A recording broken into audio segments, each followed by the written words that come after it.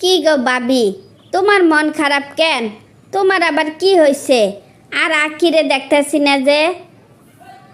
আখি তার মামার বাড়ি বেড়াইতে গেছে, শুনছি কাল পরশু আইসা পড়ব। তা তো বুঝলাম, কিন্তু তোমার মন খারাপ কেন তা তো বুঝলাম না। কি বাইজান আবার তোমার বকছে নাকি?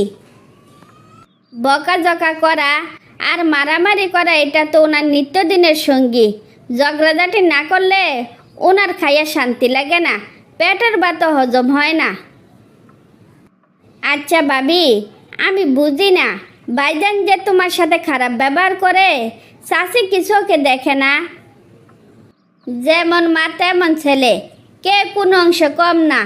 ওর মা আমার কিছু বলে না, কিন্তু যে ছেলে বাড়িতে আসে ছেলের কানের কাছে জ্ঞানের জ্ঞানের করতে থাকে, তখন ও আইসা আমার সাথে ঝগড়াঝাটি শুরু করে দেয়। মুখ খুললে গায়ে হাত তুলতে দ্বিধা করে না। তাইলে আমি বলি কি, প্রতিদিন মায়ের দই না খাইয়া বাপের বাড়ি চইলা যাও, সেই ভালো। হাসি, তোরা না বলছি তুই আর এই বাড়িতে আসবি না? আসলে কি তোর কোনো লজ্জা শরম নাই? ওই পোকার ডানা গজাইলে আগুনে পুড়ে মরে। আপনি যার তার সাথে খারাপ ব্যবহার করেন তো এর প্রতিফল একদিন ঠিকই পাইবেন। আমি হাসি বইলা গেলাম, কথাটা মনে রাখেন।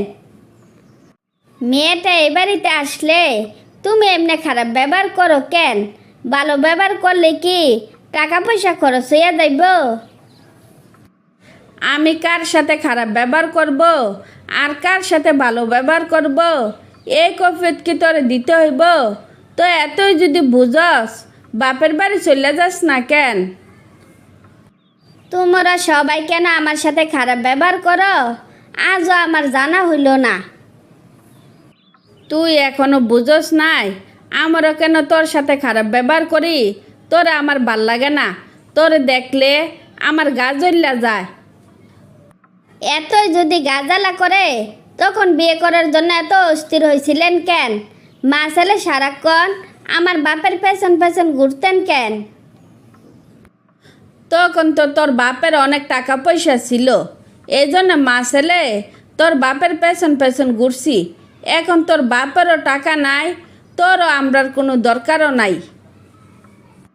আমি এত বোকা যে তোমাদের এত সহজ কথার মানে আমি এতদিনও বুঝি নাই। ঠিক আছে, যারা এই সংসারে আমার অবহেলা করে থাকলাম না আর তাদের সাথে। যা যা, বেলা থাকতে চইলা যা, খুব শীঘ্রই ডিভোর্স লেটার পাইয়া যাইবি।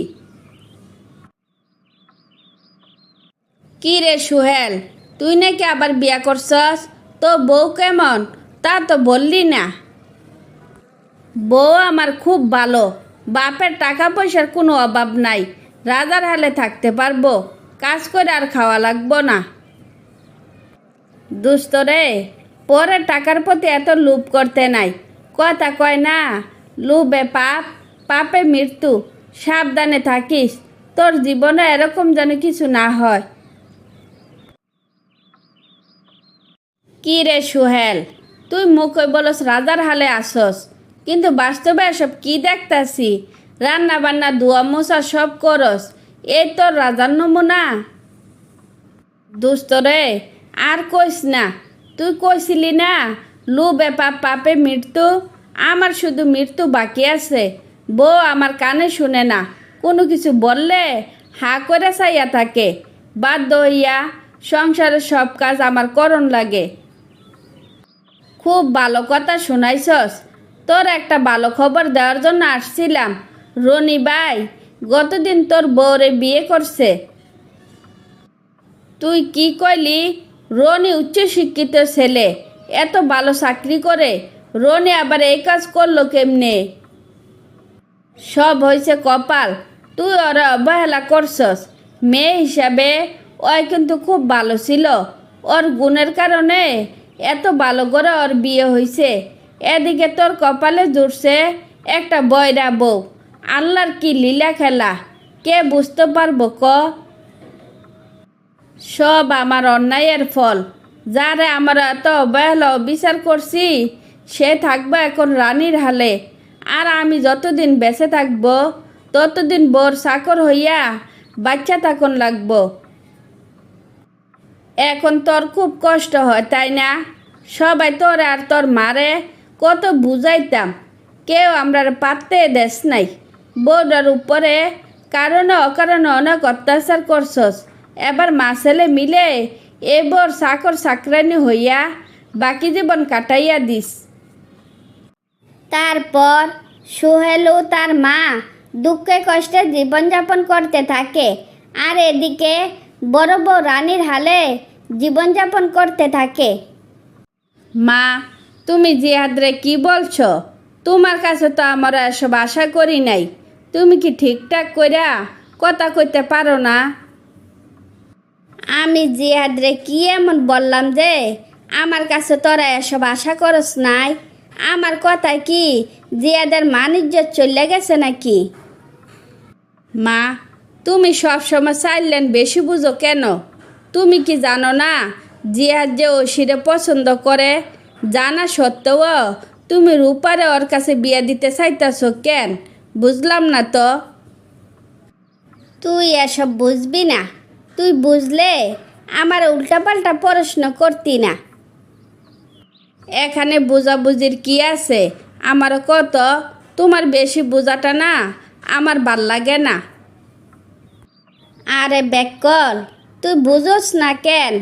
ওরা আমি এত টাকা পয়সা খরচ করে পালছি, লেখাপড়া শিখাইছি, এখন ভালো চাকরি পাইছে। জানাশোনা এমন ভালো ছেলে কি হাতছাড়া করা যায়? ছোটকাল থেকে ওরে তুমি মায়ের আদর দিয়া বড় করছো। প্রতিদানে যদি ওর কাছে কিছু চাও, এটা কি অন্যায় হইব না?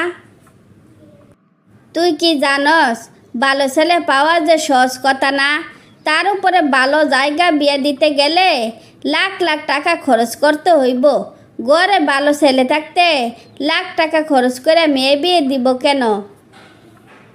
মা, তুমি যাই বলো না কেন, আমি তোমার সাথে একমত না।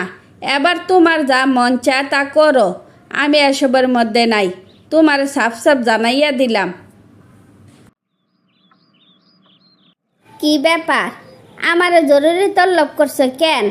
ডাইকাই না যদি পেশার মতো মুখ করে বসে থাকো তাইলে কেমনে হইব? সাদে সাদে কি আর পেশার মতো মুখ করে বসে রয়েছি? মামি রূপারে আমার কাছে বিয়ে দিতে চায়। খুব ভালো কথা। এত কষ্ট কইরা তোমারে ওরা পালছে, এর প্রতিদান তোমারে দিতে হইব না? কাটা গায়ে নুনের ছিটা দিতে আইস? যাও, তোমার সাথে আর কথা বলবো না। এবার আমি গেলাম। ভাইজান, আপনার এমনি মন খারাপ করে বসে থাকলে হইব? আপনার সমস্যা আপনারে সমাধান করতে হইব। কিভাবে সম্ভব? আমি থাকি পরের বাড়িতে, পরের বাড়ি থাকিয়া কোনো কিছু করা সম্ভব না। কেন সম্ভব না? তাদের বাড়িতে আইসো বলে তারা কি তোমার কিনে নিয়ে গেছে নাকি? তোমার কি নিজের কোনো স্বাধীনতা থাকবো না? তুই তো বোন, বাপের বাড়িতে থাকস, বাপের হোটেলে খাস, তাই পরাধীনতা কি জিনিস বুঝস না। বলা যত সহজ, করা তত সহজ না।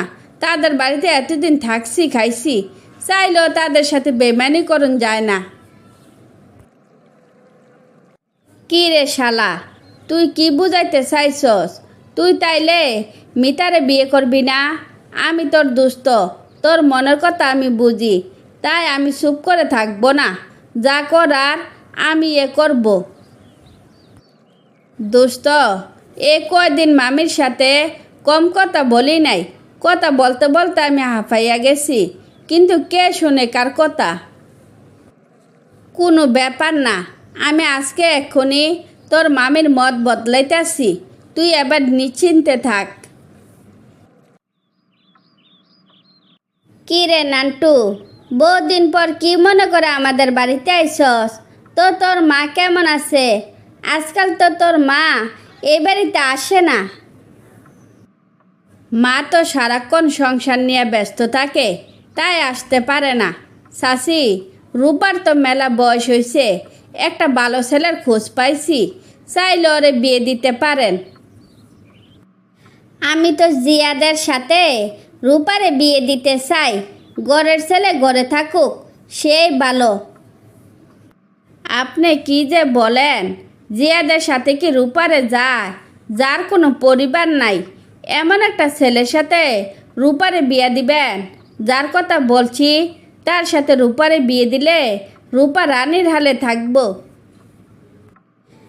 বাজান, তুমি কি সত্যি কথা কইছ? তাইলে জিয়াদের সাথে মেয়ে বিয়ে দিব না, আমি তোমার পছন্দের ছেলের সাথে রূপারে বিয়ে দিব। দোস্ত, তোর রাস্তা ক্লিয়ার করে আসছি। এবার ওসির সাথে তোর বিয়ে ফাইনাল, আর আশিকের সাথে রূপার বিয়ে ফাইনাল করতে যাব। দোস্ত, তুই আমরার জন্য যা করছস তার কোনো তুলনা হয় না। তোর মতো বন্ধু পাওয়া ভাগ্যের ব্যাপার। তোর জন্য স্বস্তি ফিরা পাইলাম। তোর আর হাসি মুখটা দেখিয়া আজ আমার অনেক খুশি লাগতাছে। সারা জীবন তোর আর এই হাসি মুখটা দেখতে চাই। চল এবার বাড়ি চল, শুভ কাজে দেরি করতে নাই। তারপর সবাই হাসি খুশিতে বাকি জীবন অতিবাহিত করতে লাগলো।